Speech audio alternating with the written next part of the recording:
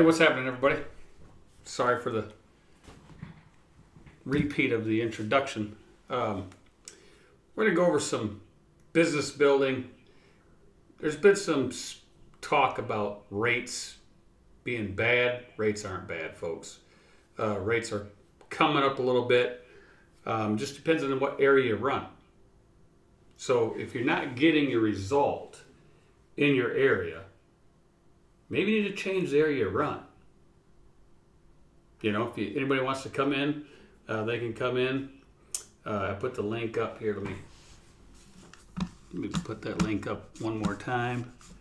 If I can get my mouse to get over here to this other screen, we will put it up there. And then we'll pin it at the top. All right, so what's going on, Eugene? Not much. Just snowing here in Michigan, so if you're out on the roads, be careful. Safety first, right? Safety always.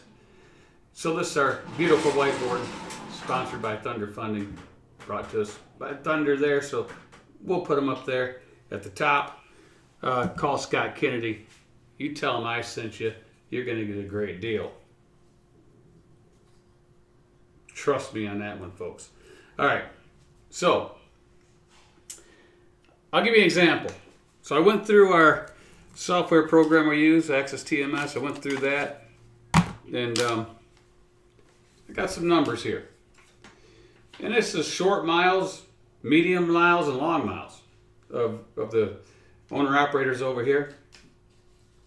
And what do you think these guys are getting? Because, you know, people are saying spot market, you know, be $1. Come on, you know, let's get real. Could there be $1 in there? Yes. Is it going to be $1 everywhere? Absolutely not. It's been that way ever since I've been in trucking.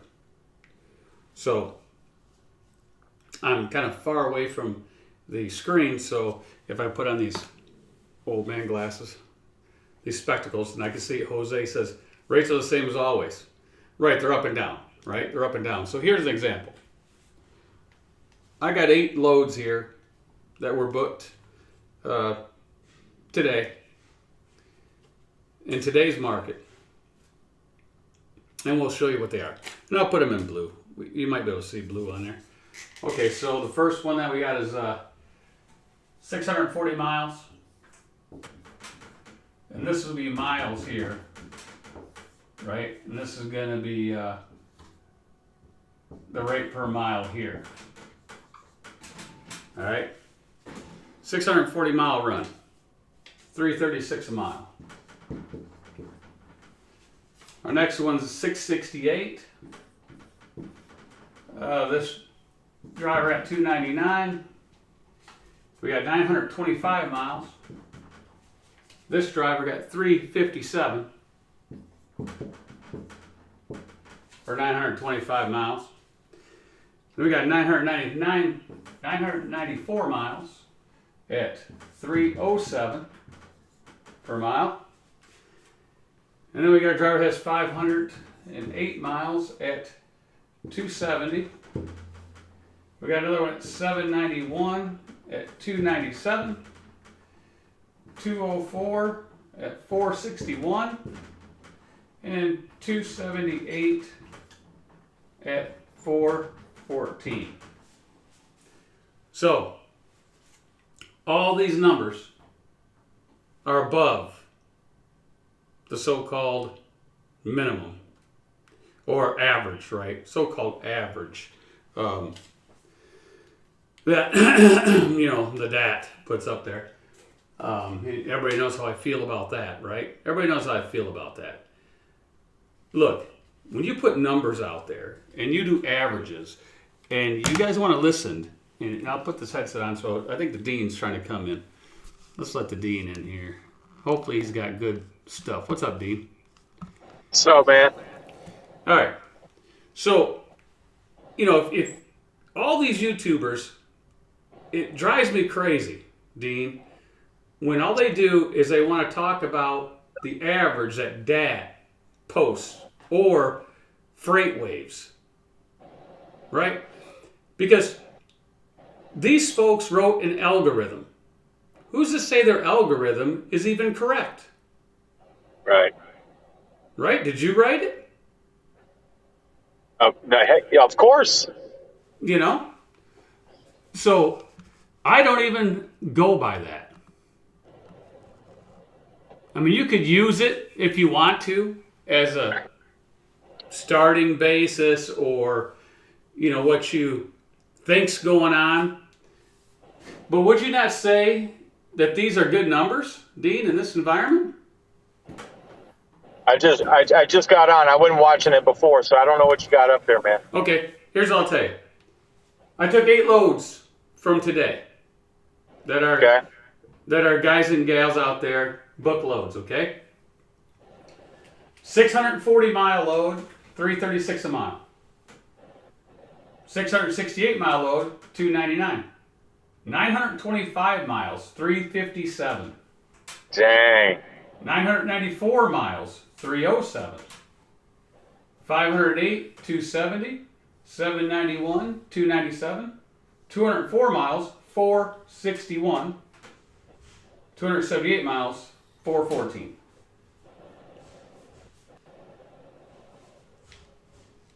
Those are real numbers. And actually, these rate per miles are going to be higher than this because these are actual miles here. Right? Not the miles that are posted on the rate con. These are actual miles from door to door. Because when Access TMS, you put in that address, it's address to address. So these are numbers that it's address to address. So these rate per miles are actually higher, right? They're going to be higher than what they are here if you look at the rate cons miles. Because rate cons mile is not going to be 640. It's probably going to be around 620. Right? Right. So, at that, door to door, these are the miles. Or, I mean, these are the rates. We got 336, 299, 357, 307, 270, 297, 461, and 414. Of course, the lower miles are the $4+ mile loads. These 900-mile loads are awesome. They're $3 to $357, right? And then the mid-range 600-mile runs are averaging in the mid threes. This was $299. That was $336.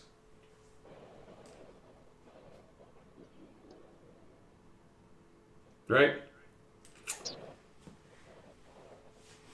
So what are you doing, Dean? Nothing, man. I just got done. Eating some dinner, man. Oh, awesome. And these runs are all over the country, right? These are all over the place. But the rates are bad, man. Oh, yeah, man. Look, if you want to believe what you hear out there, go ahead and believe it. Right? Go ahead and believe it. Turn your trucks in.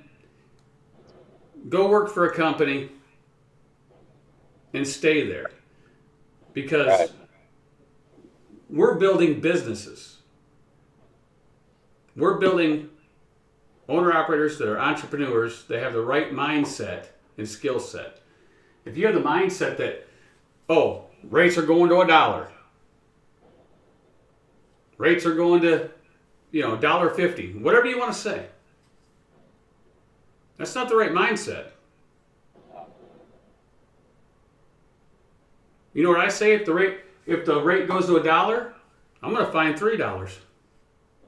I'll find it and I'll haul it. Well, it's no different than if you own a restaurant. Right. During COVID, they didn't think of ways to go out of business. They thought of ways to stay in business. Exactly. Or when, I mean, they maneuvered, right? Right. You got to pivot. The steakhouses, all of a sudden now they do takeout. That's right. They didn't do takeout before, but they had to pivot, right? What do you say, Dean? Hey, Shannon. Hello. What do you say, Dean? You got to have the will To do the drill, baby. to do the drill, baby. That's And right. there's a lot of folks out here that don't have the will to do the drill. Right? They get in this business thinking it's easy. No business is easy. Do you think I got to where I'm at this point if it was easy? I had a lot. I sacrificed a lot to get to where I am today.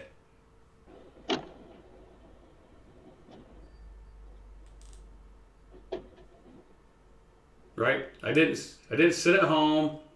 I got out there. I drove over 3 million miles. I did a lot of driving. I got more miles backwards than a lot of people got going forward.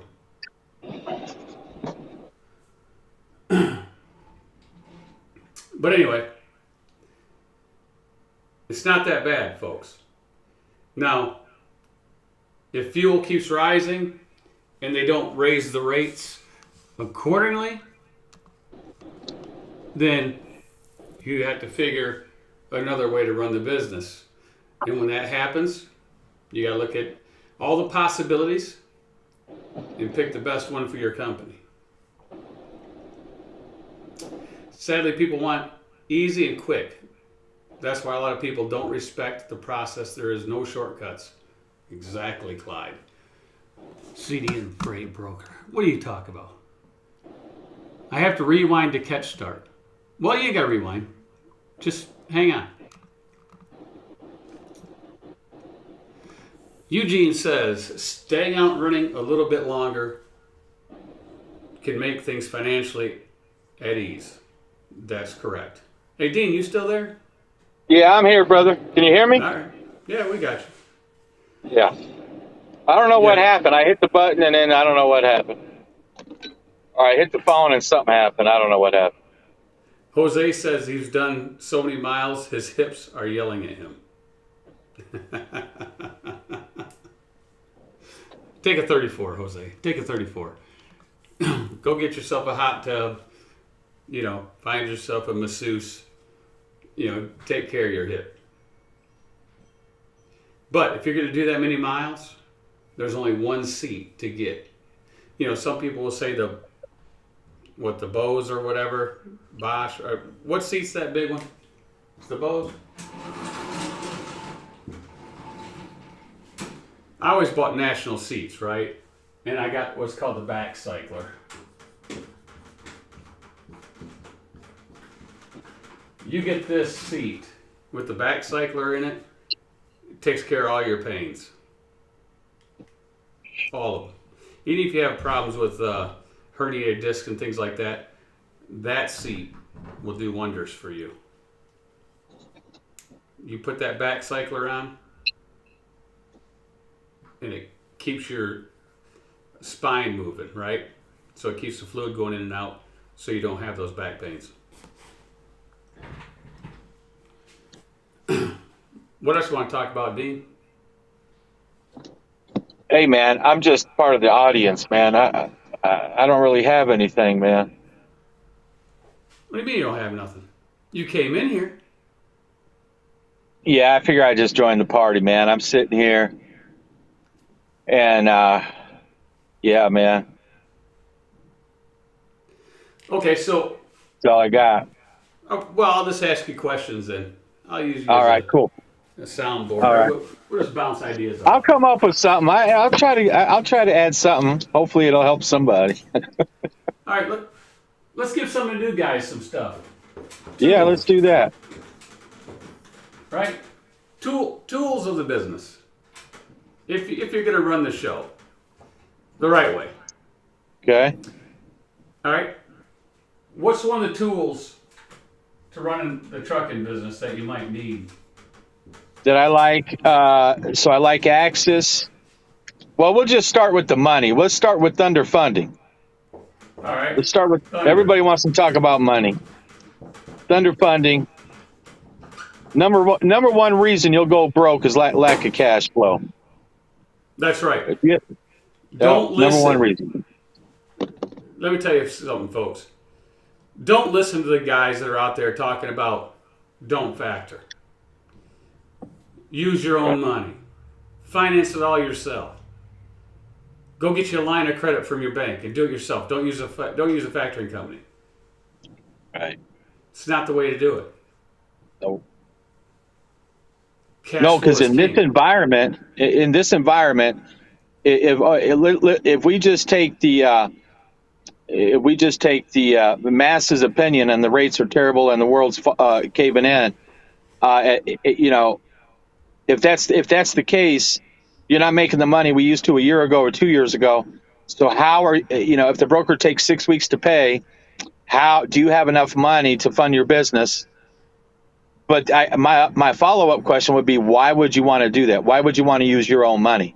Because rich Right. people always use OPM, right? Other people's money. Always. They never use their money, ever. Right, and that's where we go to mindset. They don't have the mindset to be a true entrepreneur because they're not using other people's money. Right. Right? If you look at the big real estate investors, they will go get a $6 million loan for an apartment complex that costs them $7,000 a month payment, but they're getting $20,000 a month generated from the rent. Right. They didn't use their money, they're using other people's money Correct. and making money off of it. Well, think about this. In the day and age we live in, you get points on everything. Right. There's a lot of people, a lot of wealthy people, and not even wealthy, but just people in general out there. They will not even use a debit card in this world today because you don't have the protections you do on a debit card versus a credit card. You just have to be diligent enough and disciplined enough to pay it off each month. But why not use someone else's money? And it's going to pay you back on the back end, and you have a lot of protection on the front end. So, best of both worlds. But it all revolves around using other people's money. Right. Other people's money. Let me put something else up here. Since you brought up Thunder Funding. There you go.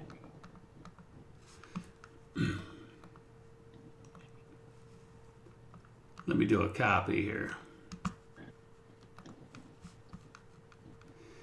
All right, what's another thing? So what do you want to do? You want to do Samsara or you want to do Axis next? Either one will work.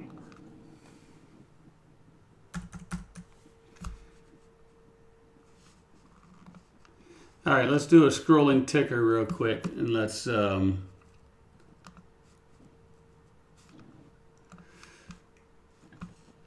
you go. You want a good factoring company? There it is. Call them up, talk to one of those fellas.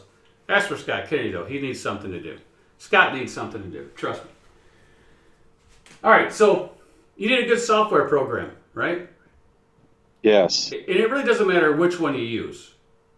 I mean, they're all decent. Some have better features than others, right? And you might not need all the bells and whistles, so you can look at all of them. Right. I've used 3 software programs since I've started as an owner-operator. Well, 4. I use my own Excel spreadsheets like you did, Dean. I used to do Excel spreadsheets, but not as good as you. And definitely not as good as Shannon. She'd laugh at our spreadsheets. She would. So, hey, but they work. They work, man. They work. We deserve some credit. Right. So, here's the 2 that I used when I started this company. Trucking Office. It's a good program. And we use AXISTMS. Right? So I use AXISTMS now because this fits what I want to do. But if you're single owner operator, Trucking Office is a good program also. In a small fleet, right? Depends on what you want to do. So you got to have a good software program to keep track of your numbers. You don't want to be that guy or gal that throws them in a shoebox. Or you do not want to let other people do this for you. Because how do you know they're entering the data right? And do you know where your business is at all times if somebody else is doing it? And we'll go to a CPA in here. I seen a CPA on there. Yeah, CPAs are good, but I won't use one. And why is that? Dean knows me. Why don't I use a CPA, Dean?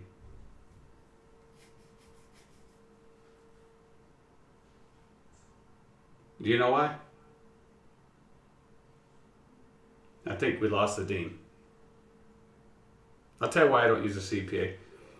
I do all my own taxes, corporate and personal.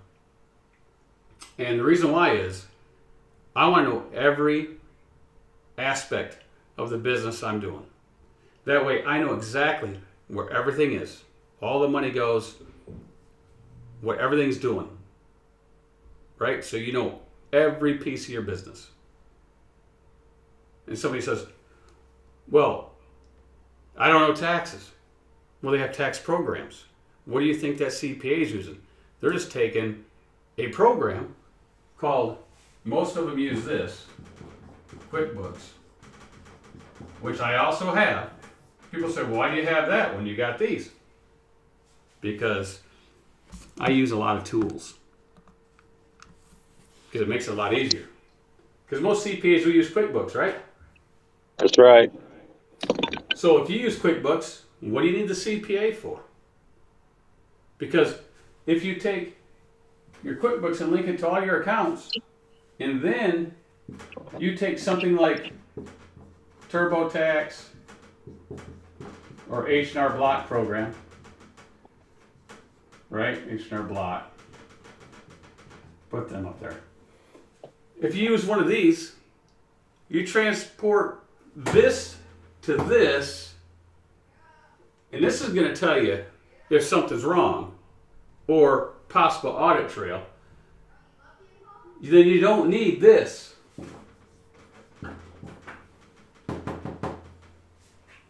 Right? This, with all this together, doesn't take you hardly any time at all to do taxes. But the reason why people hire CPA and I don't, you know why? You know why, Dean? Well, we've talked about it, but I'm not sure what you're getting at. IRS, right? Right. So what do?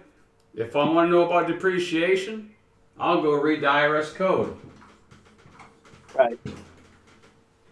It's all online. Every code's there. If you don't know if the deduction's right, go read the IRS code. If you don't know how to depreciate that semi-truck, go read the IRS code. And it'll tell you. But don't take your semi-truck and deduct it, depreciate it like a pickup truck or a car, because that's not what it is. It's called a tractor in the IRS code. It's called a tractor, not a truck. And a tractor has a different years that you can deduct it. So don't fall in that trap. Read the code. But then some people will let this person do it, right? And if this person's putting stuff in here, how do you know what your business is doing? You have to call this person to find out how your business is doing. I'm not going to call that person. Right. You are that person. I am that person. So I take QuickBooks, I link that to all my accounts. I have AXISTMS there to run all the trucking business part of it. I take the gross there, and the amount I pay the contractors, that comes into QuickBooks, and this is linked to the bank account. And all I do is go in there and say, yes, that goes in this category, that goes in this category, set up rules. It takes a couple minutes every single month. And now you got profit and loss statements for every single month. You know exactly where your company stands. at all times. You got to learn it and do it yourself. Because if you don't learn it and you have somebody else do it, you have more How do you know? opportunity to fail. Right. And how do you know if someone else is doing it? Right. You don't know if they're doing it right. You really don't know. Right.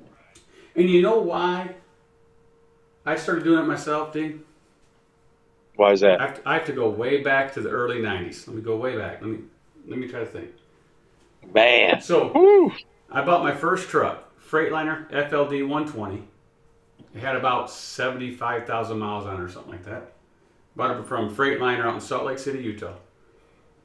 And I went in. I bought Kiplinger's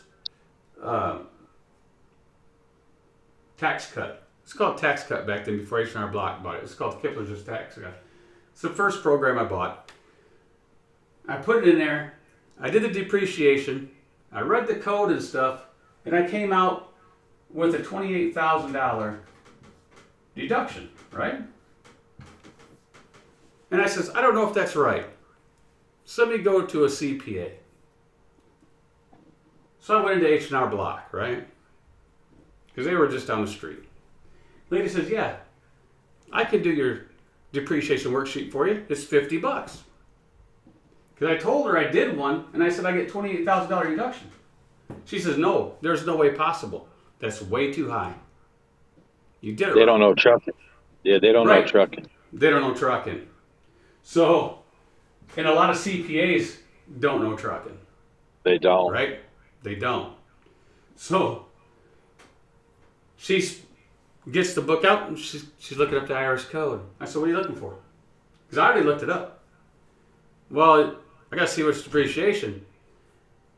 And I said, it's 3 year. So, she finds it. She does it. She does all the calculation. Hands me the piece of paper, Dean. I handed her $50, but guess what it said on it for deduction? 15. It said 28,000. Oh. And I'm like, okay, you told me that was too high. It's no way possible. You sat there. You had to look it up. Then you charged me $50 for something that I already had. Right? Because I wanted to make sure it was... I was checking this program out, and I was checking my stuff out because I read the code, right? Right. And from that day on, I says, you know what?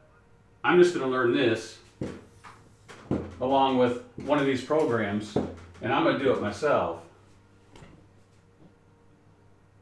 And I never looked back, and that was 30 years ago or whatever. Long time. Long time. Yeah, FLD 120, 1995. There you go.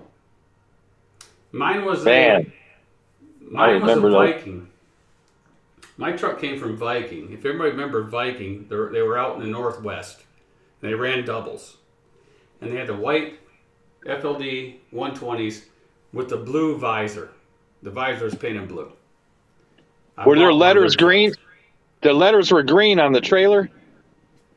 I think so. I'm not sure. Yeah, I think they had green lettering. Right, because they ran up and down through California, up through Washington and everywhere, right? Yeah, I remember that, yeah. But that was my first truck. And when I got that truck and went going across 80, I had that baby to the floor, right? It only goes 74 miles an hour. It was tapped out. Because it was geared to run the mountains. Because that's what they did. It wasn't an over-the-road truck. They spec'd it to run the mountains in Washington. But 74 is fast enough, Jeff. It would climb. It would climb a hill like nobody's business. Because that's what it was geared to do, right? But on the flat land, you could be at 70 mile an hour and be 1,700 RPMs, 1,800, just tacked out back in that day. But I kept that truck for a few years, 500,000 miles. Then I traded in and got a Ford. So Thunder funding, a software program like Axis or Trucking Office. If you want to get into QuickBooks, it's cheap, right? It's like $25 a month. 25. Yeah, I think they just raised it to 30 though sometime this year, but yeah, Yeah, I 25, think they 30 did. bucks. Yeah. Yeah, I think they But did move it up, right? it's still pretty cheap though. Yeah. You know, if you want to get a CPA because you don't want to do the work yourself, get a CPA. Just don't hire Yeah. one of them companies that some of these mega carriers have, because that company, no. If they send you the reports with smiley faces or sad faces on it and tell you that's how you're doing your business, run.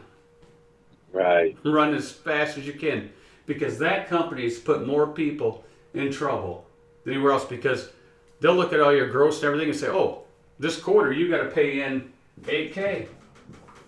You pay it in. Next quarter, oh, you got to pay in $6K. Then you have a breakdown and you have no money because you sent in money that you shouldn't have sent in because you really didn't know that. And we all know who I'm talking about, right?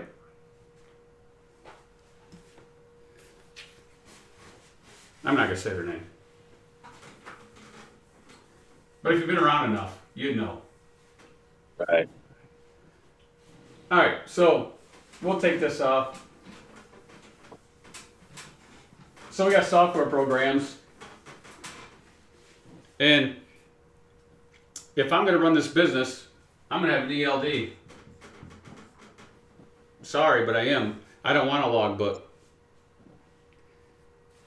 Because if you run without a logbook, or if you run without an ELD, you run a paper log, you're setting yourself up for some pretty bad inspections. Because anybody that runs a logbook doesn't run it legal. No. Is that true? That is true. Not only that, but with the ELD, look, the issue, there's two things here. Number one, the ELD is not the issue. It's the Right. hours of service. We can't fix that. So then if you move on to the next issue with the ELD versus the paper log is logging 15-minute increments. The ELD Right. is running, by the second. You actually have more time with the ELD than you would a paper log. That's correct. See, that's where the naysayers don't get it, right? Right. Because let's say you have an ELD, you go do a fuel, and you only need 50 gallons, and you pull in there, and you pop that 50 gallons off. Let's say you're done in 6 minutes, right? You've picked up 9 minutes from the paper log guy. Right. Because the paper log, he's got to log 15 minutes no matter what. Right? That's right. And let's say he starts the pump. And he put the line down and it took 18 minutes.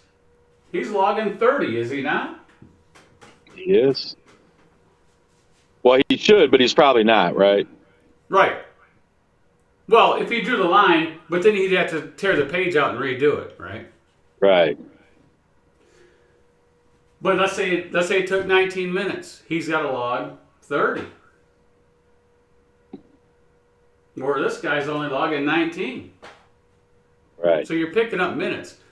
It's the same thing for when you go in to get your paperwork. Because you're supposed to be on duty when you go in to grab your paperwork as a shipper, right? If you're in your bunk, off duty, most people don't, but that's when you could put yourself on duty and put load, right? Because you're going in there and actually doing a trucking function to get the paperwork. That's right. So if you walk in there to get your paperwork and it takes 4 minutes. 3 minutes. Right. Or 3 minutes, you're logging 3 minutes. The other guy's logging 15. Now that's another 12 minutes you picked up on that guy. You got 21 minutes. But I know that here's what everybody's going to argue about. Yeah, but man, I'm at the dock for 5 hours. And it's Right. going against my clock. when I could just draw a line and then show 15 minutes, unload or whatever, then I can start my day because I slept at the dock, right? That's what they'll argue. Well, they will, but see, I hate. So I don't like that rule where you can extend your day 2 hours. Look, I just you don't do that. I booked the load based on the rate and the time that we booked it. If you want me there longer, then you should pay me. That's how I think, and I know others may not agree with that, but then that's fine. But and furthermore, if I'm on, because Jeff, you and I did it for many years. If you're on paper log and you sit there all day, because it used to be we'd unload in the morning, especially pulling reefer. Right. You go get loaded 3-4 in the afternoon, and then they want you 400 or 500 miles, down the road the next morning. Right. So what would they do? You'd be up all day back in the day, right? And you would draw that line, come It's down, terrible. and get ready to go. When you shouldn't have went anywhere. Exactly. Because it wasn't safe, but that's how it was back in the day. Different times, man. And look, if that's your argument about those little things with the paper log that you can do this and that, and you can, move some numbers around and things like that. If you need to do that to make money, to stay in business, you're already out of business. Exactly. If you can't make them, I made just as much money running this as I did paper log. Yeah. And you know what? I wasn't as tired either. Bro, I made more money with the e-log as a company driver than I did with the paper log as a company driver. Right, and a good thing. And what does e-log do? See, everybody thinks. Here's the misconception. Everybody thinks that the big mega carriers came up with ELDs to get rid of the owner-operator. Isn't that what they used to say, Dean? To push the owner-operator out. Yeah, right? Back in the 90s, that because Warner was the first one. But that's what they said, right? Right. The big megas, they're pushing these ELDs to push us out because we can't run 1, 2, 3, 4 logbooks or whatever they want to do, right? Right. They think they got to keep running to make that money. But actually, this helped the small guy. You know why? Because the megas were playing the same game as the owner-operator on paper log. They would tell you that's got to get there. But you can go faster. Right? So what this did is that evened the playing field. Because now the company drivers, they run out of time just like everybody else. But what did it do?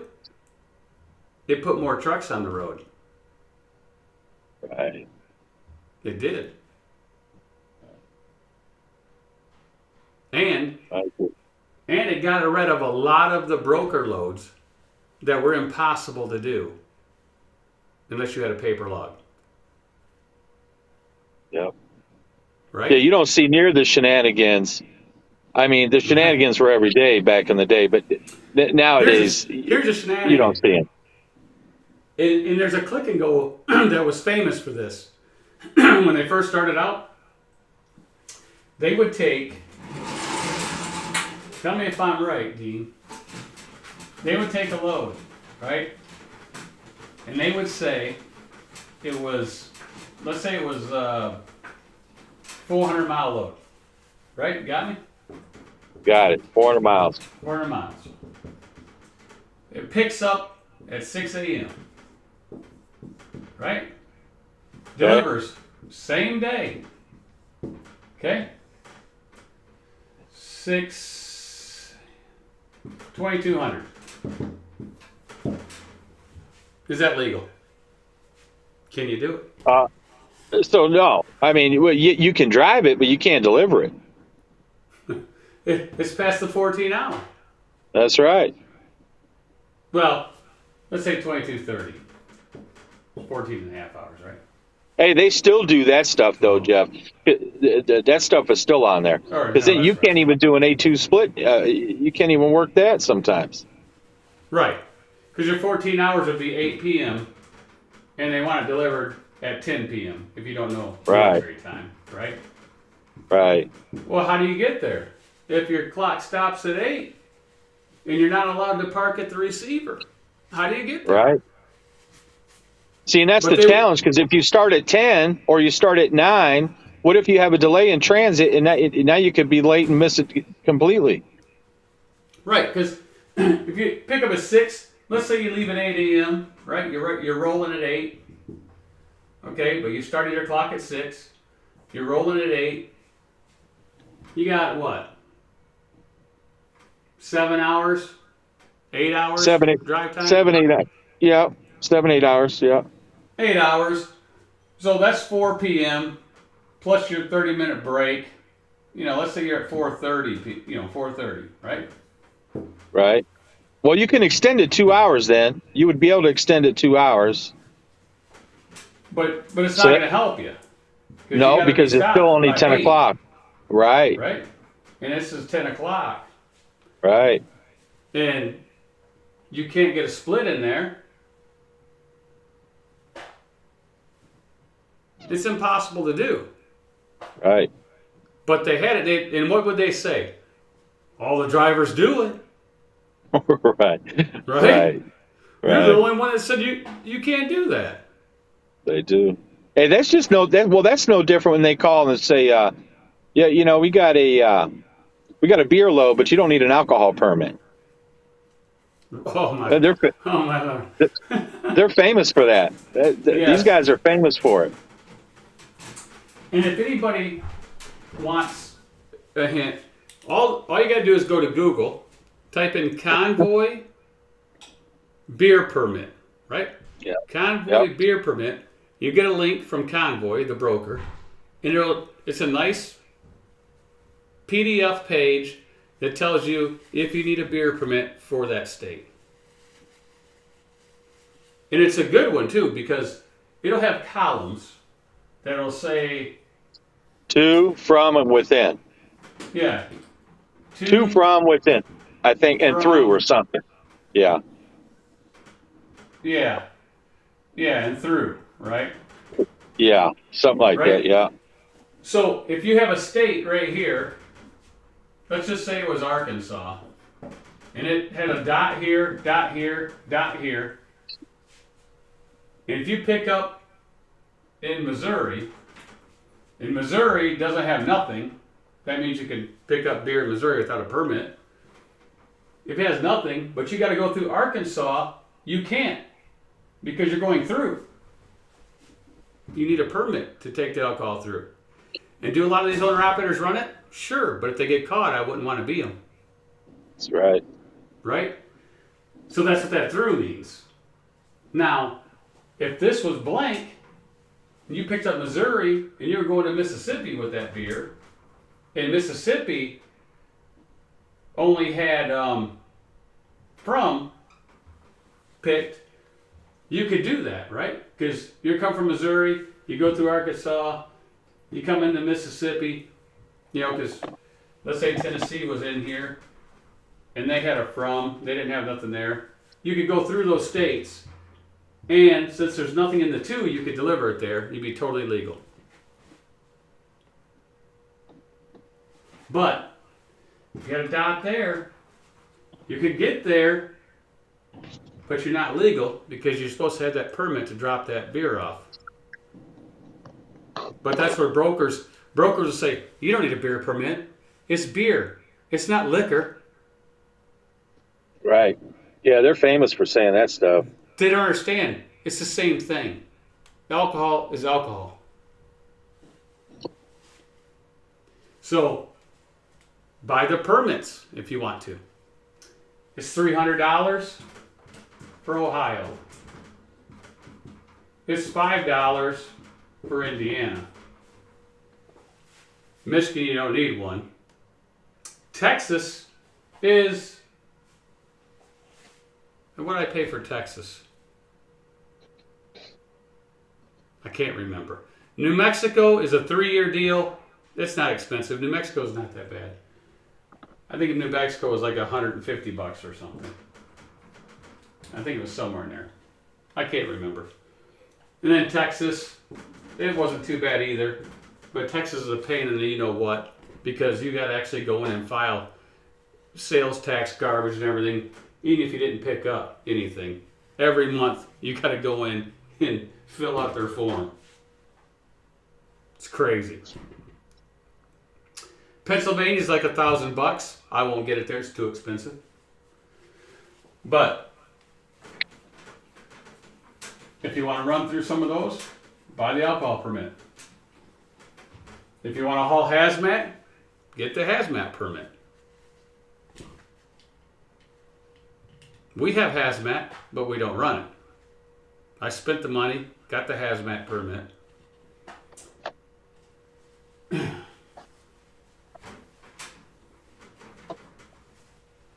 Because most of the time, those loads don't pay as good as regular loads anyway, for the hassle.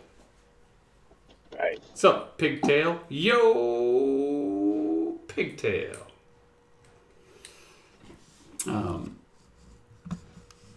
What else we got? So, we did ELD. We got factory software. TMS. What? TMS. We already got TMS. Did we do? Oh, you did that, all right. Yeah, we have Thunder. We have Thunder Funding, or a factoring company, a software program like Axis or Trucking Office, QuickBooks. You can link in there. ELDs. And if you're with Thunder Funding, you don't have to worry about a fuel card. They'll give you EFS fuel card. Yeah. With discounts. Right? Hey, Jeff, here's something else, too. So, a lot of guys, and we've all chatted, right, on the phone, whatever. But here's the thing. It's easier if you have one fuel card so you can log in at any time and know what your fuel cost is. Because if you have 4 or 5 fuel, even if you have 2 or 3, I understand their argument. I'm not discounting it at all. But for me, if you want all your data in one spot, it makes it a whole heck of a lot easier to be able to access that. Just like it is, we were talking about doing your own numbers. Same thing. If you're doing your own numbers, make it as easy as possible so you're not going to 4 or 5 places. And those other places may not even have they may not give you a login. You may have to wait for them to be in the office. So what if you want to do your numbers on the weekend? Now you don't have that ability. Right, and some of those fuel stops might have good showers or anything else. Right. But here's the thing with multiple fuel cards. I get that argument, right? I tell all the contractors, you can use whatever fuel card you want.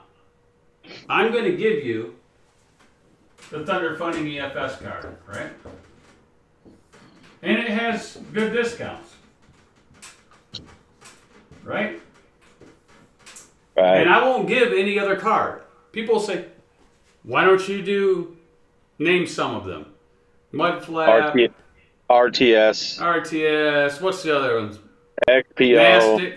Nastic, and all them. Nastic, yeah. Okay. I use one fuel card. Why is that? Well, that fuel card links right in there for payroll, deducts right from that settlement. If I gave out, let's say Mudflap, Nastic, right, and RTS, like some of these guys are doing, and these guys are running around with 3 or 4 fuel cards, that's a nightmare. Now I got to manually enter all this fuel into every load, and then for IFTA.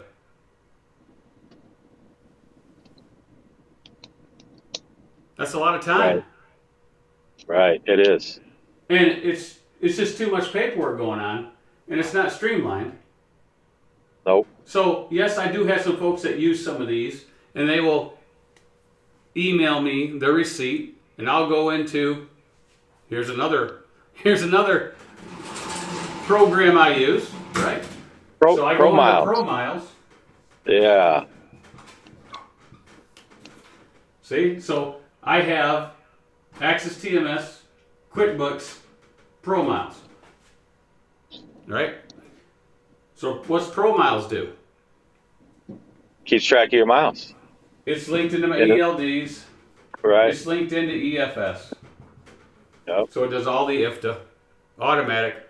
I don't have to do nothing but hit a button. So if somebody sends me a fuel receipt, then I got to go in and manually enter it into Pro Miles. Right? I don't have to enter it into Axis because they paid for it. They paid their own fuel. But I still have to manually enter it into Pro Miles so they get their IFTA credits. So one fuel card, a lot better. And here's why: if you're a single owner operator, it's better to run this card than all these garbage cards. People, they're not garbage. Sure they are. Let me ask you a question, Dean. Can you issue, anybody answer this, because I don't use these cards, but I pretty much don't think you can do it. Can you issue a money code Yes. to pay for a lumper off of these Yes. cards? Can you? Oh, off of those cards? I don't think so. I don't know. I don't think you can. I don't think so. I don't know. You might be able to do well, you see, that would be a broker situation. But what if the brokers? What if No, it's the brokers, 11, the brokers 12? that you can't get a hold of them. Can't get a hold of brokers. Right. It's 2 a.m. Can you Right. issue a money code off of these cards? Probably not. No, because Probably. we had this. I was live. Driver says, this receiver, this lumper service doesn't take cash and they don't take credit cards. They only take COM data and EFS. That's it. They want a money code. But if you have this card here, you can run your trucking company without no worries. Just log in, issue the money code, and away you go. If you have these cards like NASTIC, you're running that, you can't issue a money code, then you're there until the broker gets up that next day. And I've seen this happen. A driver was delivered to Kroger down here in Michigan, and they closed at 1 o'clock. He couldn't get a com check from the broker, so it's 1 a.m. now. You know what this driver had to do? What do you think, Dean? Go to the ATM machine. No, they unload trucks from 6 p.m. until 1 a.m. Oh, that's right. He had to come back. You can't get your bills until you give them that COM data or EFS check. So what did they have to do? They had to sit there from 1 a.m. all the way until 6 p.m. and take them in the EFS check or the COM data check, the code. So they wasted a whole nother day because they couldn't write or issue that code. Because the broker wouldn't answer the phone, right? So they lost their whole day. So if that ever happens to you once, the savings that you might get, which if you got a good discount here, is probably the same or better than these. And if these are a little bit better, one time that happens to you negates that whole savings the whole year.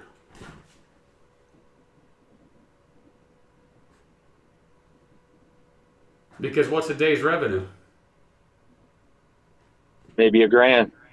Right? Maybe $1,000. And these cards are only going to be cents away from each other, right? 4 cents, 5 Exactly. cents. Right. What else? Well, here's another one for you, Jeff. So I'll start with this one. And this is just, I don't know. Look, this really doesn't have anything to do with what you're talking about, but I thought about it. You know what, the last 2 years, Walmart was letting us go in there. They would unload our truck, or they would unload the truck or the trailer, and then they would say, we will email the bills to you. Remember that last couple Oh, years?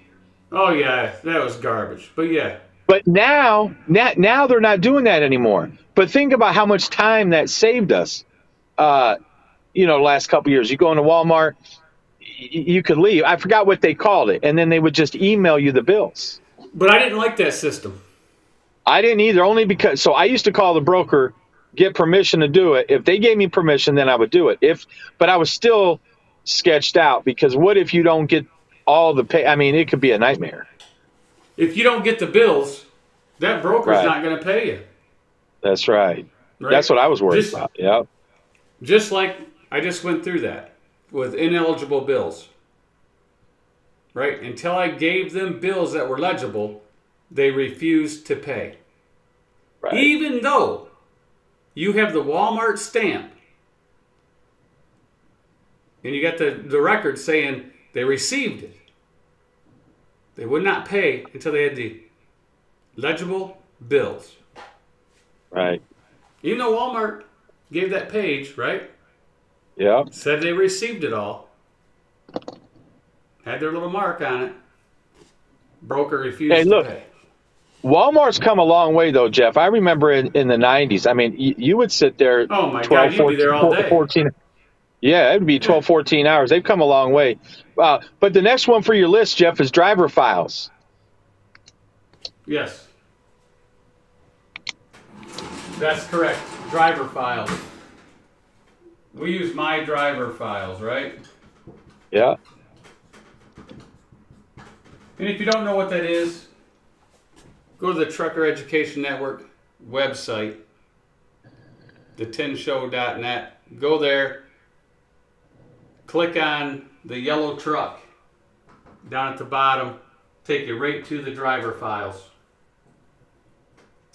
And that program will save you a lot of time. A lot of time. A lot of time. If you're running driver files through anything else but these folks with this digital file program, and you're paying some company, and I know some people are paying hundreds of dollars a month, this beats them hands down. Yes. Because, And they also have vehicle files as well. That's their sister Right. deal. Yeah. but what makes these guys so great that beats all the other systems out there, like what is it, Hire Right and all these other ones, because those are super Yeah. expensive.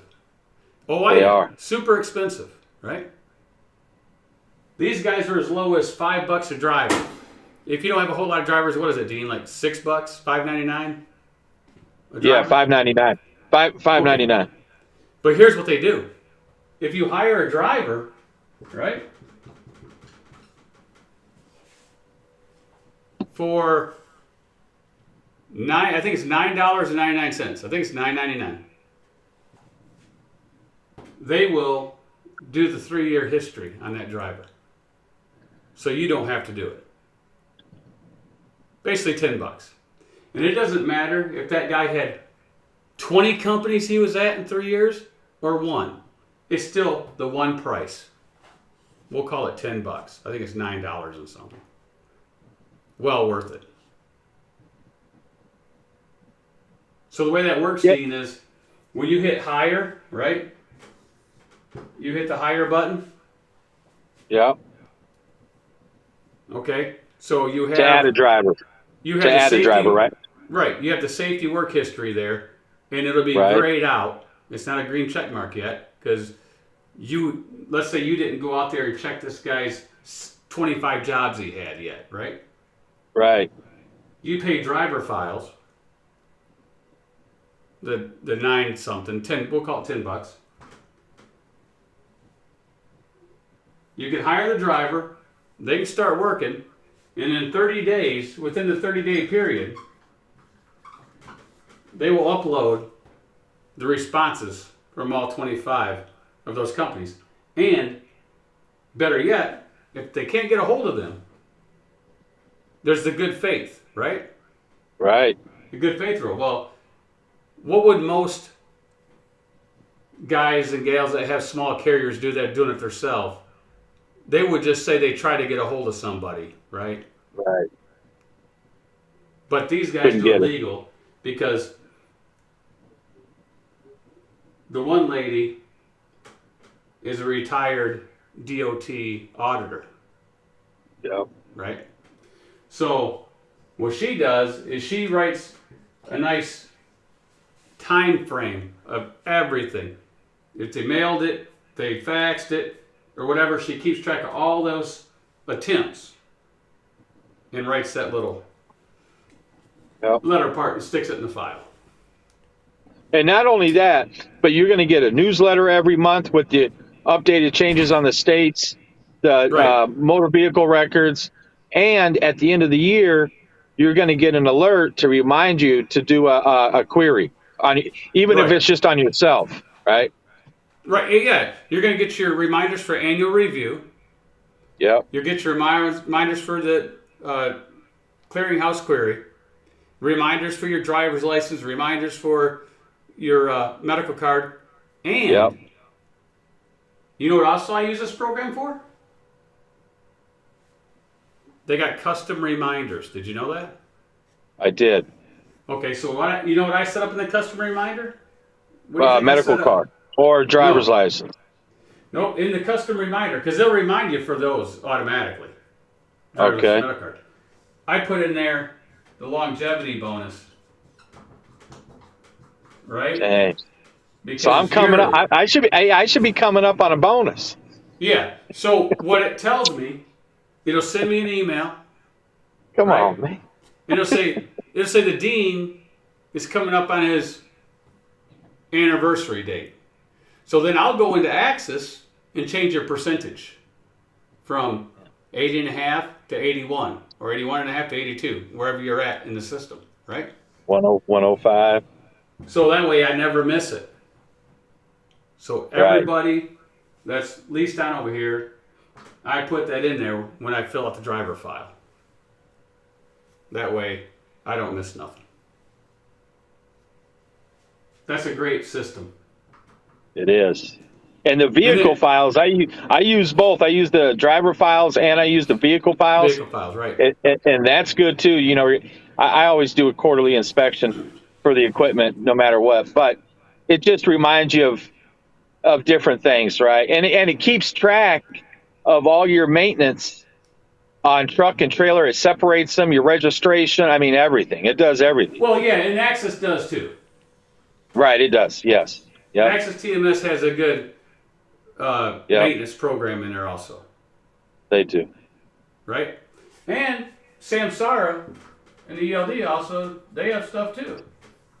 They do. And you can keep track of your fuel in Samsara if you wanted to, I guess, you know. You could, but Yeah, like Axis TMS has its own driver file system. they do. And they say, well, why do you use this, Jeff? Because this one's electronic, Right. right? Right. No manual entry. No manual entry, and this is super easy. You want to run PSP report, MVR report, your CDLIS report. All you gotta do is click the mouse 3 times. Click, click, click. Runs them all for you. Yep. And then sticks them in the file. And then you can download all those files on your computer. So that way, if something did happen, you got files you can print out for hard copies. Yeah. It's just a great system. And it also tells you what a lot of people don't understand. Do you know what you're supposed to, I'll ask you, Dean. Can I put you on the spot? See if you know the answer? Go ahead. Let's try it. All right, let's try it. Let's see if you can give the right answer. All right. All right. Here we go.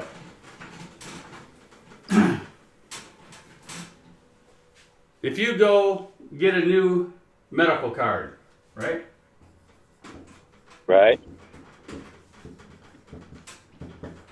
Right? You re-up your medical card.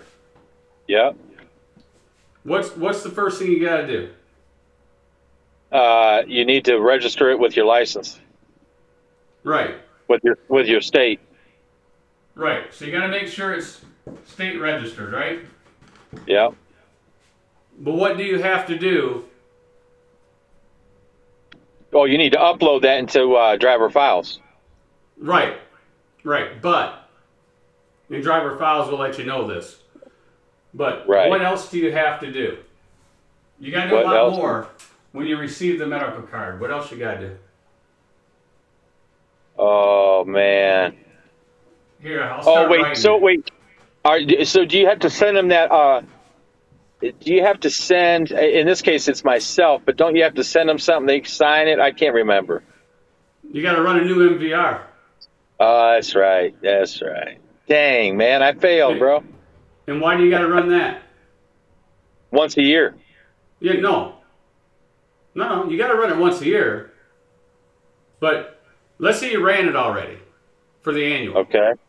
3 months All right. later, you update your medical card. You got to rerun the MVR. To make sure it's linked up. Well, you got to rerun it so you make sure that it's registered with the state. Okay. Or Right. if you go across the scale and they didn't update your medical card, you're red tagged. You can't go anywhere Right. because you have no medical card on file on your driver's license. Right. Right? Yep. Plus, you got to do one other thing. You got to upload this. You got to upload this document into driver files. And I bet Yes. you a lot of people out there that are owner operators that have their own authority aren't doing any of this, right? But Right. you got to do another national registry form, right? You got to fill out another national registry form.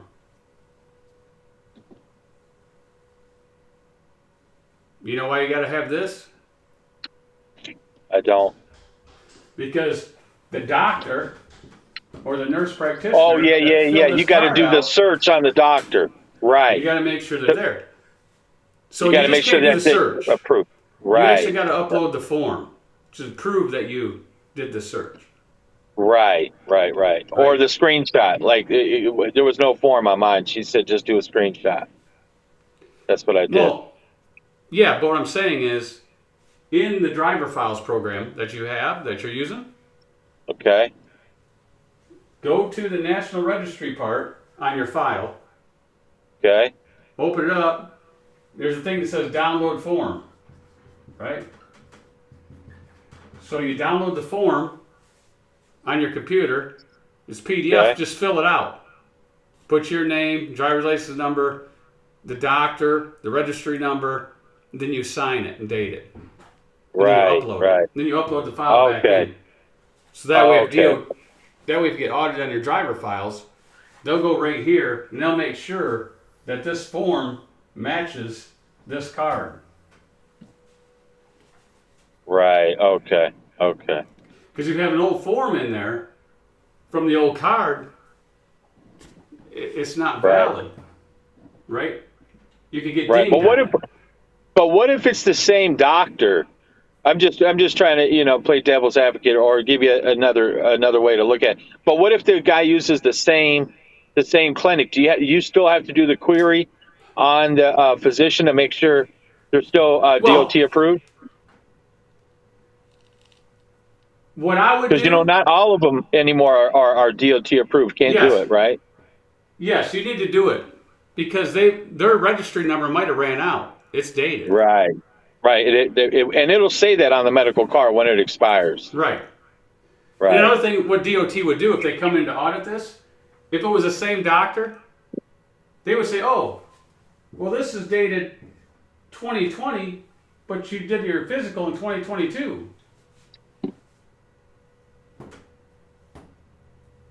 Right. Right? The form doesn't match the card. Gotcha. So, Yeah, I need to check mine. I think I did it, but I'll double check. Right. So that's why Because I it's think, good to have a. but in driver files, it makes you do that. I believe. I don't think you can go past it. Like you can't go past go unless you do that, or you can't upload it unless you click on that box. Right, I think it'll it be grayed forces you out. to up.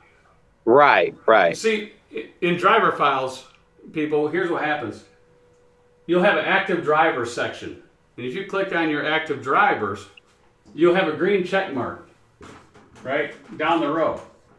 Yeah. And you get to a driver that has a gray check mark. It's gray, it's not green. There's something wrong with the file. That's right. So you go in there to the qualification checklist and find out what's not checked green and then fix the problem. And it keeps you, because this is where, if they do an audit on you, the driver file is where they find almost all the mistakes. Because it's a lot of paperwork. And if you're doing it by paperwork, because you say, oh, I'm not going to spend, the $6, $5. or if you have 10 drivers, I'm not paying $60 a month. I guarantee your paper files aren't accurate. Not if they've been in there 3 or 4 years.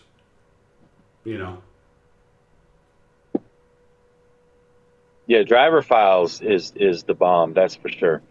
Well, yeah, because they sent out the newsletter.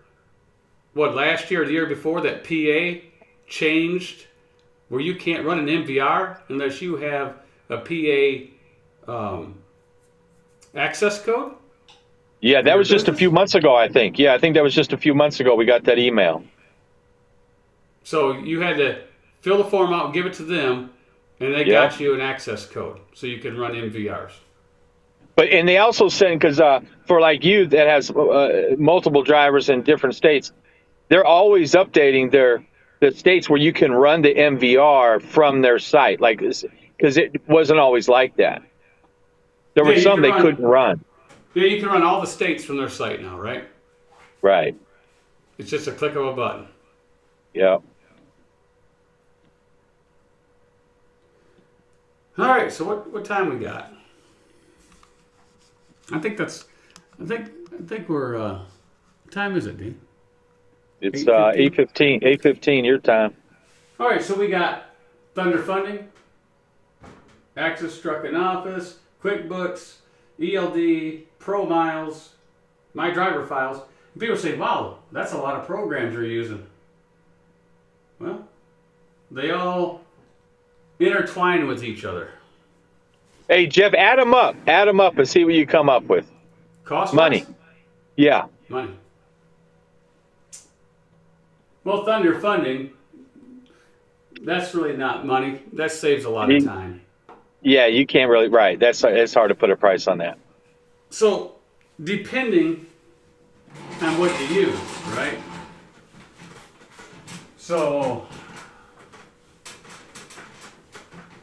and I don't know what you're going to negotiate for prices, okay? Free. All right, so we have the software, trucking software, right? Now, Axis is going to be, depending how many trucks you have in your fleet, with my discount in the description. I forget what the very first one is. You'd have to look. Is it $60? Yeah, it's going to be anywhere from 60 on upwards of, depending on how many trucks you got. Yeah, right. But I think this is 1 to 3, is it? I think so, yes. I think you're right. And then you got Truck and Office. And that's about 45. 45, depending on Correct. if you have the Pro Miles thing, so it does the miles. It's 30. I think it's 35 if you do it without the Pro Miles. 45 if you do with the Pro Miles. And if you need extra memory, then it's even more than that, right? The price goes up. Right, but that'll take you a minute, right, to get to the extra memory. Yeah. Right. This is unlimited memory. They don't charge you for memory. You can have as much memory as you want. Doesn't matter. So there's some benefit, right? Yep. And so trucking office around 45 for about the same amount of trucks. So there's your price for that. And you got QuickBooks. Right? $30. $30. So if you're in the 1 to 3 truck route there, here's what you're doing here. Then you got the Samsara ELD. That's $60. Yep. That's for a camera and The your unit. ELD. It might be more because they give different discounts for different levels, right? Mm-hmm. So then, what else did we have? Driver Pro miles. files. Pro miles. I Driver got pro files. miles. Pro Okay. miles. I can't tell you what well, I can tell you what I get, but you're not going to get that price unless you negotiate really well. $60. Well, I think they start out at 75 plus $5 or $10 a truck. Okay. So if you're a one truck guy, But here's the thing, Jeff. Not to right? interrupt you, This would but be here's the thing. $80, right? But if you only have one truck, Jeff, and you use all those other programs above, Right. you really this. don't need the pro miles. No. But if you're a carrier, Right. right? And let's say you have 6 trucks, right? Say you got 6 trucks. This moves to let me see. I'll tell you what it is.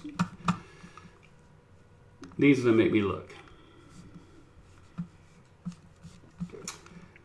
1 to 3 trucks, 4 to 8 trucks.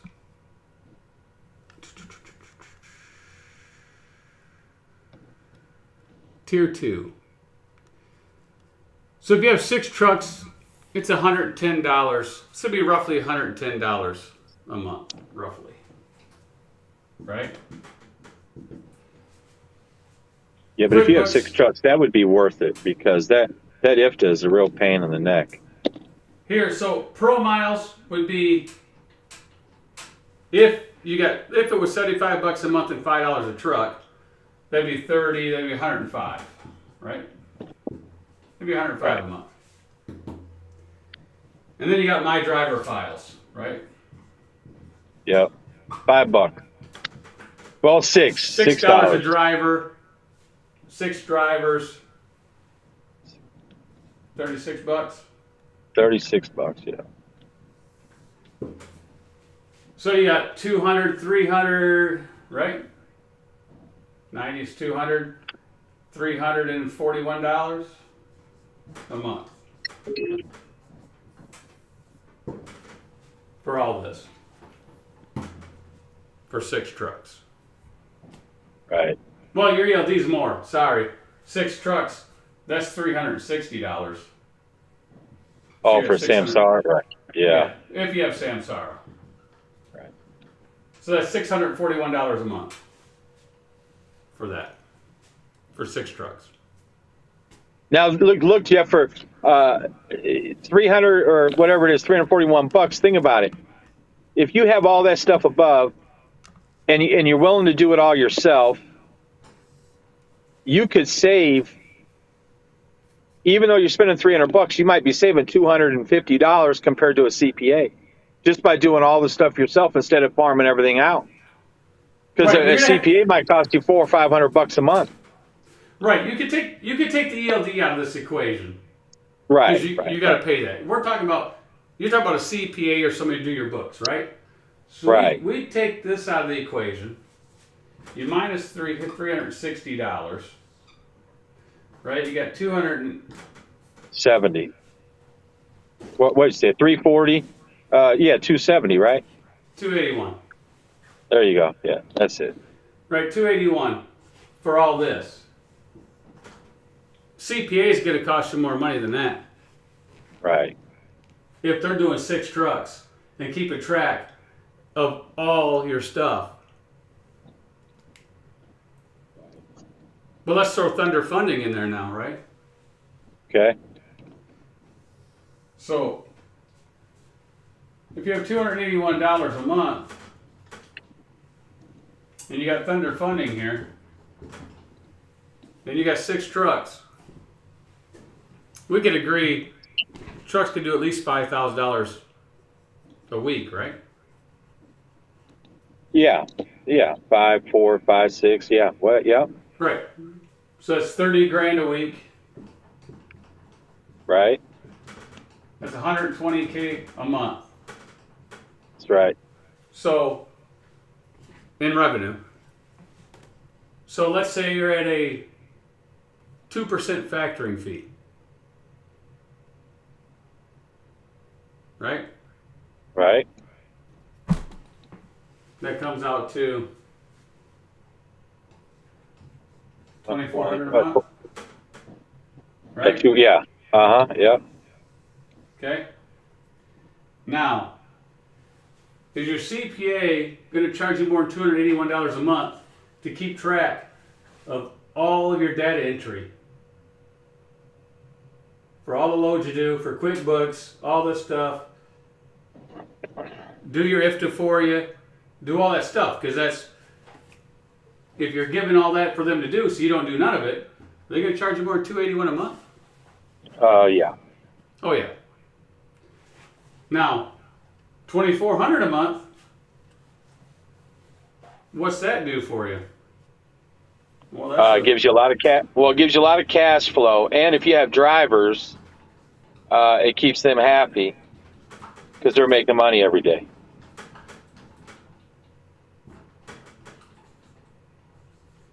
I include payroll in there, so it's a billing department, Right. it is a collections department, and it's also a payroll department. Do they do your payroll? No, but they keep your cash flow so you can do payroll.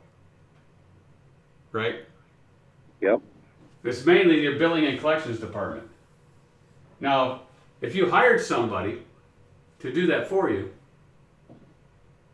on 6 trucks, what do you think it's going to cost you? Whew.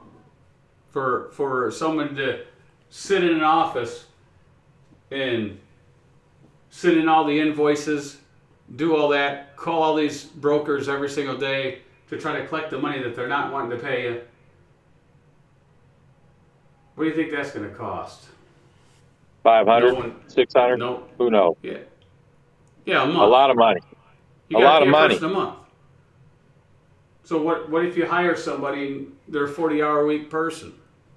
Or a 20-hour a week? Well, yeah. So it could cost you more than maybe the $2,000 a month that you're doing the factoring. Bingo. Right. But you figure, well, let's just say 700 a week. That's 2,800 a month, right? I mean, more than 700 that. a week is nothing. Right. Yeah, it's more than this. Right. Somebody has to do it. Right. And then you have some guy say, well, I just do it myself. Well, while they're spending all their time doing this, don't they can make more money doing something else in their business? That's right. Exactly, they could. And not only that, if they did it themselves,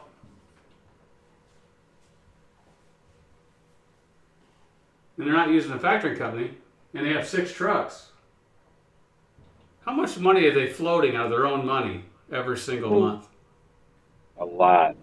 Well, you got the 120K right here, right? But you also have fuel in that for 6 trucks. Right. Right? That would be 12. So if you had 12 grand a week, be 48, 50, 60,000 a month. So they'd be basically 200K a month. Yeah.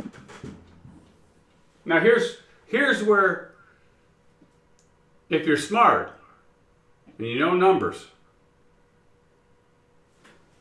I'm going to go with the factory company every day before I do it myself. And why is that, Dean? What am I going to do with that 200K? What am I going to do with it? Well, you can keep it in your account, number one. Number two, you can pay your drivers. And number three... What am I going to do with it? Because I wouldn't pay my drivers that money. I wouldn't have to because I'm factoring. With what money? What money are you talking about? If you don't factor, and you have 6 trucks, you have to have at least 200K right. of your own money out there, right? Right. It's paid fuel stops, it's paid drivers, and if it goes past 30 days from all these loads for this 120, Now this 200K goes to 250 or 300 because Because you're into the next month. you're Right. not getting that money in. So Right. now you have to have a bigger bankroll. Right. So we'll just call it 250. I'm going to use a factoring company. So you know what I'll do with the 250 grand? What? I'm going to invest it. Right. Right. And if I make That's 1%, That's Jeffrey Lechler. on a 250K, how much money is that? It's $2,500. Right. So you know what that done? Factoring is free, my friend. Free. Right. I actually made money. I have all these people working for me, and it didn't cost me nothing. I actually made money. I made money. That's only making 1% on that money every month. And that's really easy to do. Right. Right? You could easily make 2%. You could easily make 2% or 5 grand. You could easily make 5 grand on 250 a month. And if you take that same scenario and put that on the one truck, one trailer guy or gal, if you go Okay, 6 let's weeks do without, that. if you go 6 weeks without making a paycheck, we'll say a paycheck, right? One, you're chasing money, and number two, if you break down in that time frame and you have to, and now you put that money or that repair on a credit card, what's the interest on that credit card? And now you just incurred more expenses. But not to mention, especially in this market, because I've talked to Thunder Funding several times, look, you just don't know credit-wise who's going to be good today and who's going to be good tomorrow. You have no idea. Right. So you're a single guy doing 8,000 miles. And we're going to make this easy, Dean. We're going to say it's 8 miles per gallon, right? That's 1,000 gallons, right? And let's say it's $4.50 a gallon, right? So he's got Okay. $4,500. Yeah. Okay? And that's in a month. That's his fuel bill, right? That's right. And let's say he does 7,000 a week. That's Right. 28 grand. 28,000. Yeah. So he's got 32.5. And let's think about this, folks. He's not going to quick pay because quick pay is the same as factoring. Care what you say, same as factoring. You're paying a percentage. You're paying a fee. So here a guy is with $32,500 at the 30-day mark. Right? 30-day mark. Now you got brokers that say we pay 30 days. Well, not exactly. It's 30 days once they get the paperwork. You've already incurred the fuel. You're on your next load before you send them the paperwork. But let's say they don't pay you in 30 days because times are tough for them. They go 40. So you'll have some loads that carry over. So this 32 will go, let's say, to 40K. So what would this guy's factoring fee be? If he did $28,000 and you got, what, 2.5, 2.75? Yeah, $300, something like that. Less than that, maybe 250. But 3 times 2 is 6, so $600.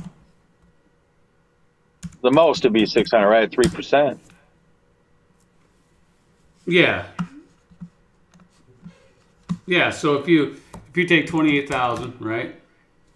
Times, if you just do times 3, it'd be like 560, right? Yeah, 575. Yeah, if he gets 2 3/4, it's $770. There you go. Okay. There it is. Is that right? Because at 3%, 30 grand is 900. Yeah, yeah, yeah. 3% You're of right. You're right. this All right. would be 840. So Man, I'm usually good. I'm off right now. It's wrong. 3.75. Don't worry, I'm always on when it comes to numbers, Steve. All right. So $770 a month. Let's say 28K, right? Same scenario. Let's say 28K and you invest it. Make 1% on that. $280. 280 bucks. You're down to 5 some. 400, 490, Yep. right? If you make 2%, then that's 560, which you could probably make 2%. So 560, you're down to $210 is all you're spending for factoring in a month. But what do you have? You have all your cash, Right. right? You have it all in the bank. And your time. That's your thing, right? Time. Time, baby, time. You let Thunder Fundings guys and gals call these brokers day in and day Yep. out to collect that money. Yeah, don't chase the money. That's a waste of time. Don't chase the money because Waste they of just time. send them letters saying, "Hey, we're gonna affect your credit. You don't pay us, you're not gonna get factored ever again, Right? right? Because they're gonna send into the credit. You can't do that." Look, I had Thunder Funding help me out on one, and I won't mention the broker name, but I had a situation in the summer. I got a Raycon for a Tanu, and the Tanu was actually for the full amount because that's the agreement that I had with him, right? And Right. so it was like $1,000. Well, it was about 2.5 months. And here's the thing: people say, well, if they don't pay in 30 days, they're going to charge you back. No, Thunder Funding never charged me back.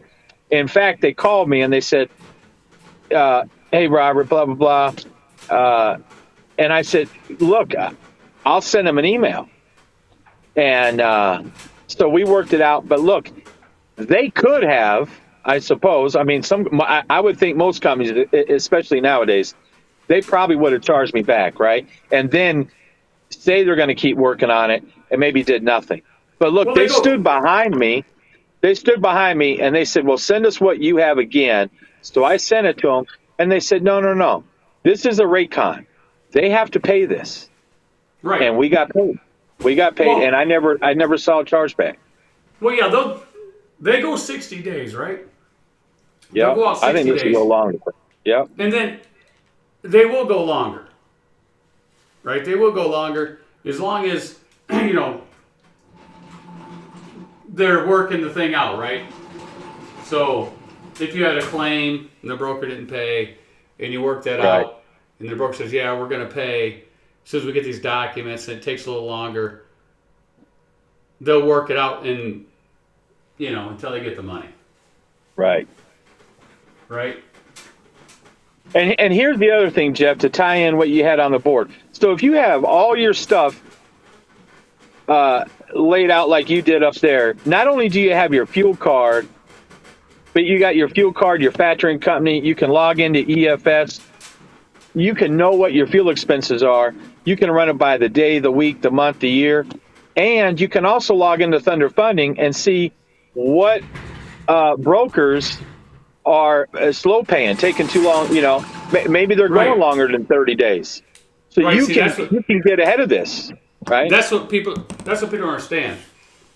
The guys that don't factor, they're hurting themselves in their business. And this is why. Exactly what you said. You can go in there, you can look at all your brokers that pay within 30 days, 60 days, 90 days, right? You can see the whole portfolio. You say, well, that broker there, he's taking 45 days to pay. But you know that. because it's all right there. Right.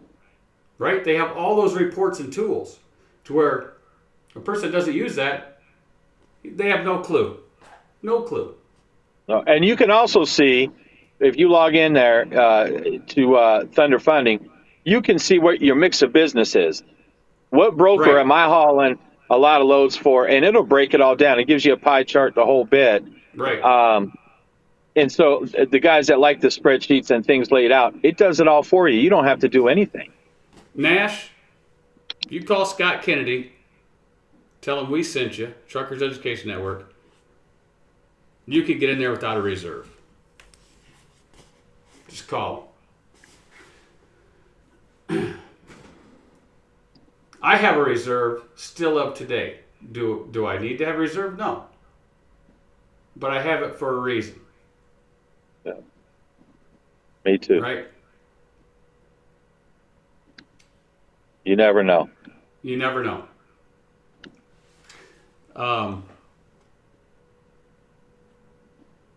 CDN says, I expect in the coming months and days to pay by some brokers will increase. It will. It will increase.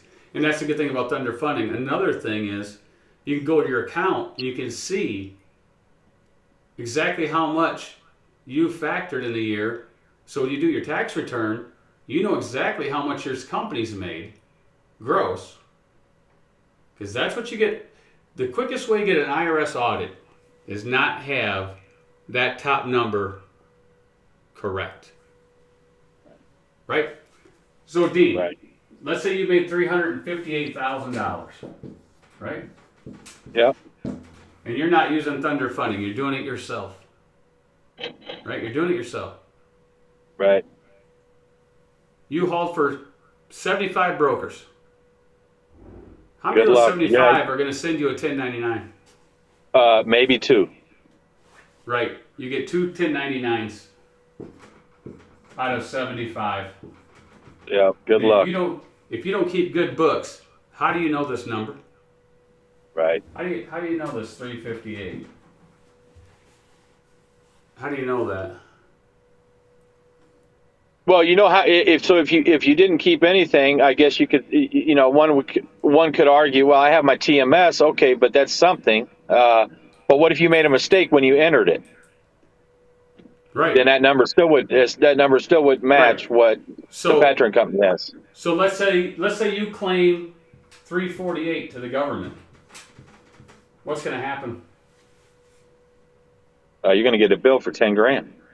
You're going to get an IRS statement in the mail, right? Yeah. Yeah. But let's say you don't know your number and you report 368.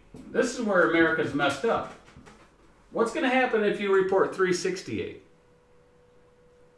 They're going to want the taxes owed on the difference. Well, yeah, you're going to pay the tax on 368 when you only did 358. And they're not going to Right. tell you. Right. Because if they got 1099s that equal 358, they figured you had $10,000 from other resources that wasn't claimed. Right? They're not going to send a letter to you saying, hey, Dean, we only have showing 358 for you, not 368. They'll never tell you if you put over. They'll just take your money. Right. They will never tell you. Because you could have done a lot of jobs that were under $600, which requires no 1099. Right?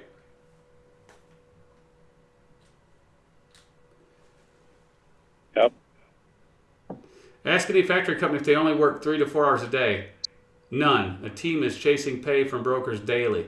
Factory companies is your ARAP. You're not chasing payments. They are. For the, well, it's not going to be 6% fee here in the state, CDN.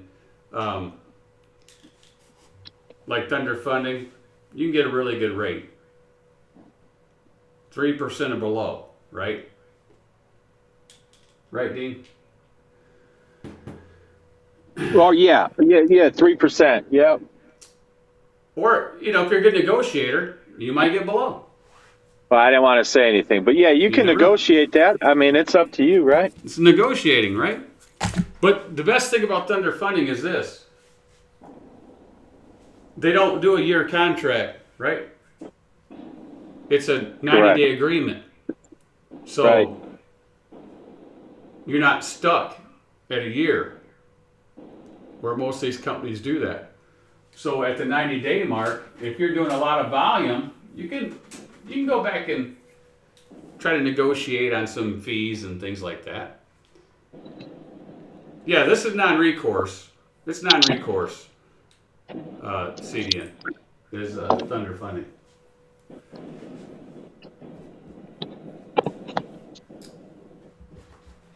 Any ACH fees? Yes and no. Because if you know the system, you know how to get around that. And the way that is you have everything going on your fuel account, and then you ACH from there. Right. Yeah. Well, and here's the other thing, Jeff. If you factor, you never have to worry about having, guys are worried about fuel money. If you factor, you don't have to worry about that. That's right. It's right on your fuel card. Right. See, all the contractors here at Light Trucking that use the EFS card fuel off the company's money. Right? Just like if you're with Schneider, Swift, JB, or any of those guys. Right? So if you use our fuel card, it all comes from Light Trucking, and then off your settlement, we deduct the money back. Right? So you don't have to have that in your own pocket or nothing. And we do what most people don't do. We pay after every run. So if you do a run a day, you're getting paid every day, except the weekends.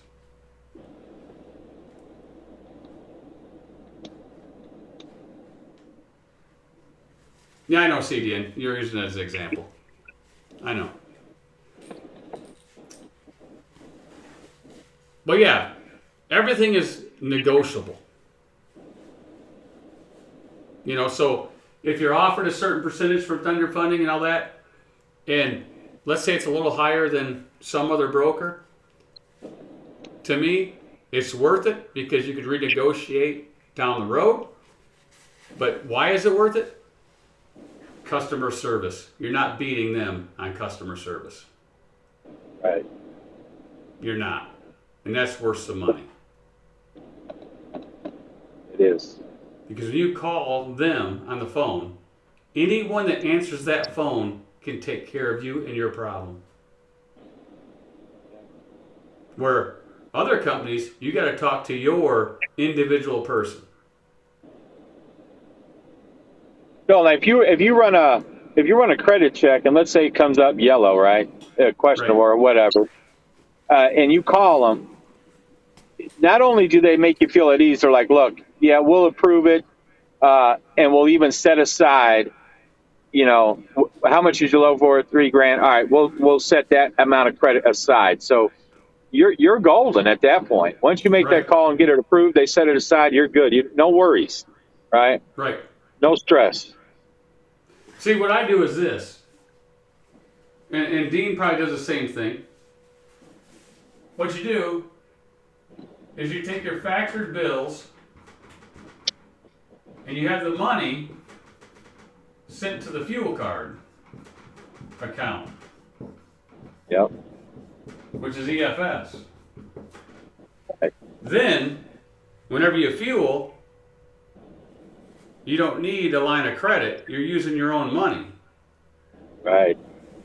So then from this, you're going to ACH to this bank, this bank, this bank, whatever banks you want, because you put the account numbers into EFS. So have all your money going here, keep enough money on there to fuel all the time, and whenever you want to pay yourself your check, you ACH it to your bank. And that way you get the discounts on that fuel card, and you never owe a dime to anybody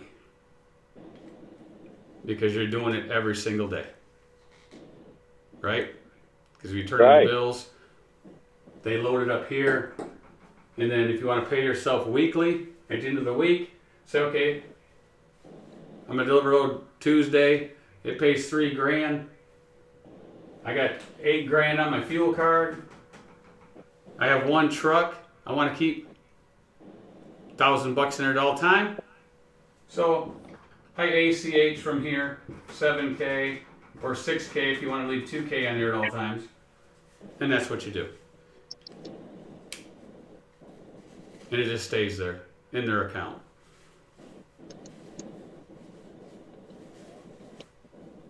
Isn't that how you do it too, Dean? Just like all your money go in the EFS card? Yeah.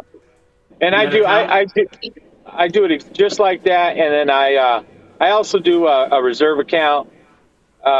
Just you know, you never know, right? So if let's say there is there's a bad broker out there, something happens, I don't have to worry about the chargeback because I got plenty of stuff to cover it, right? Right. Yeah. So reserve account is good for that purpose, right? I keep money in there. Do they take reserve from me every single time? No, not anymore. I've done away with that. I keep an X amount of dollars in there. And when it starts going down, I'll just call them up, Dean, and I'll say, hey, out of this next funding batch right here, put $1,000 in the reserve account. Right? So I get it back to where I like to have. So, if you like to have 5, 10, 15, 20,000 there, whatever it is, I'd say, hey, out of this next funding, because it's a lot of money, just take X amount of dollars and build the reserve back to where I should have it, where I want to have it, right? And they'll even give you fuel money. They'll even give you fuel money if you submit the bills once you pick up the load. Right, Nash. So if you had the EFS thing and you're doing it that way, but you took too much out of money out of there, you didn't have enough for your fuel, you could call them up, send them that bill lading, and they will put money on that fuel card. Right, a certain percentage. Yeah. Right, so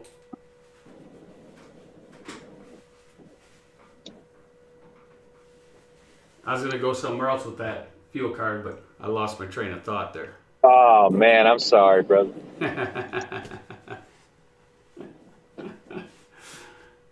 But yeah, that's why I like Thunder Funding, and I've been there for, going on 7 years or something like that? Been a long time. Yep. And I never switched because why? I did my homework the first time. The guys that listen to a lot of these Facebook pages and YouTube channels, everything, and they promote one company, that company's not the best out there. Because one, they lock you in for a 1-year contract. And why do they do that? Because you can't leave them.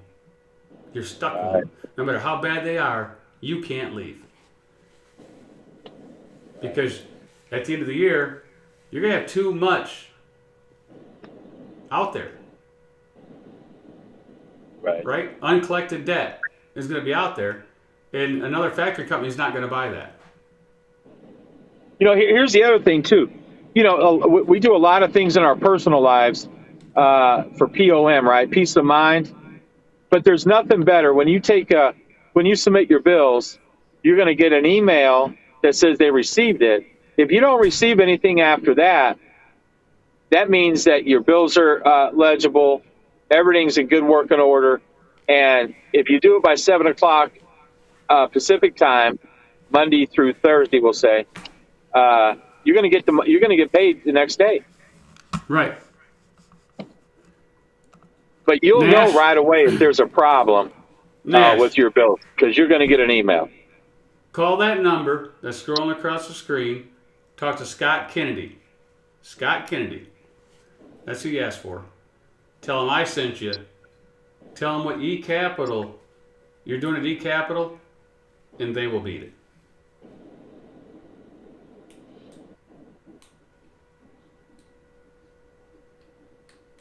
And I think they're given 2 weeks.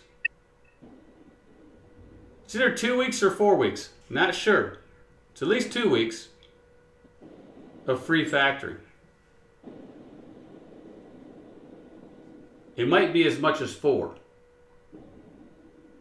I was on the phone with Scott before he was going to Tennessee, and I can't remember if he said 2 or 4, but that's another bonus.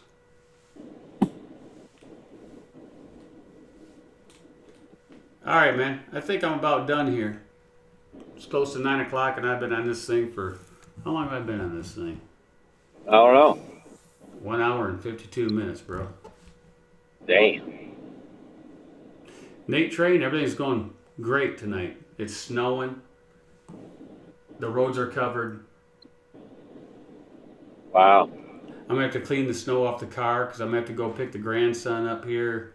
I don't know. Oh, you got to go Uber? I got to go Uber, bro. Oh, man. What is it? Today's, what's today? Wednesday? No, it's Thursday. Okay, so no church tonight. No church. Yes, there is. There is church tonight. Oh, was there? Okay. Yeah. But the church came and picked the girls up. Oh, okay. So I don't have to worry about picking them up. All right. Because on Thursdays, they'll get out at 8:30. So they're out now. But they'll drive everybody home except for the kids that want to go. And they'll go get Stromboli. Oh, wow. Can I get on that bus? Yeah, so they're getting Stromboli. They get there about 9 o'clock in this restaurant on the other side of town there.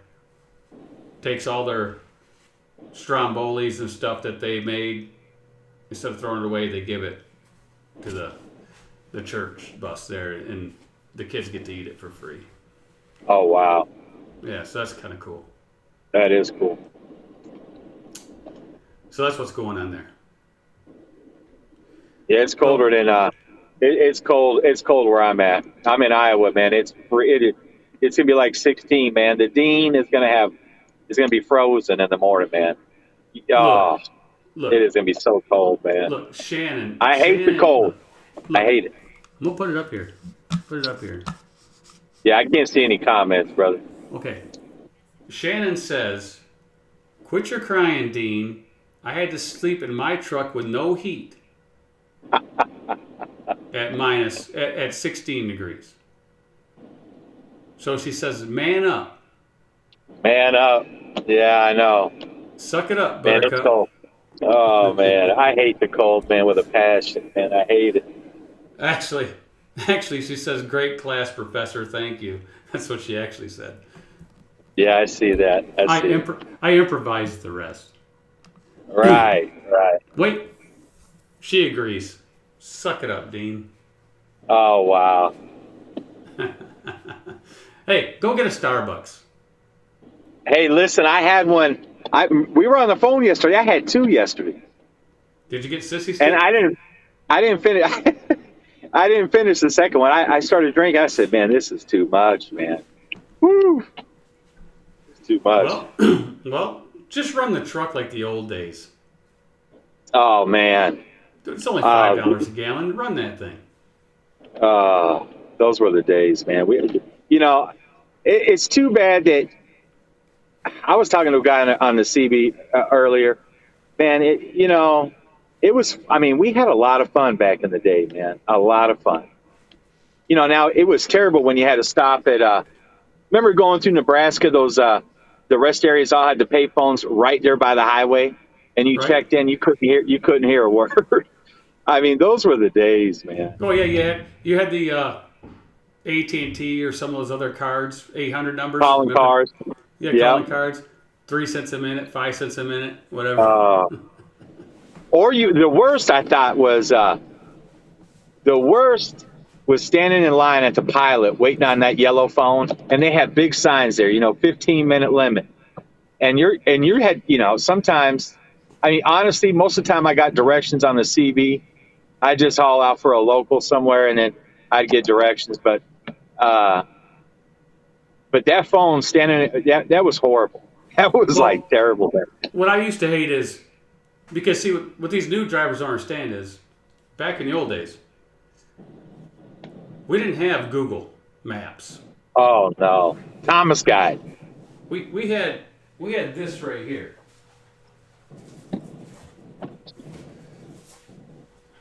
Right? Right? We had one of these, Oh yeah, yeah, right? yeah. And these were great maps because if you go in the front of them, they tell you everything you want to know about a state. Where you Yep. have your trailer axles at, how much weight you can have on the steers, single axles, double axles, in restricted routes, right? You'd have to look those up. Yeah. But That don't mean nothing to me. I just go down them anyway and pray. I'm joking. but that didn't get you there. So what we had to do is we had to call the receiver every single time and the shipper, ask them how to get to their facility. That's right. And you prayed.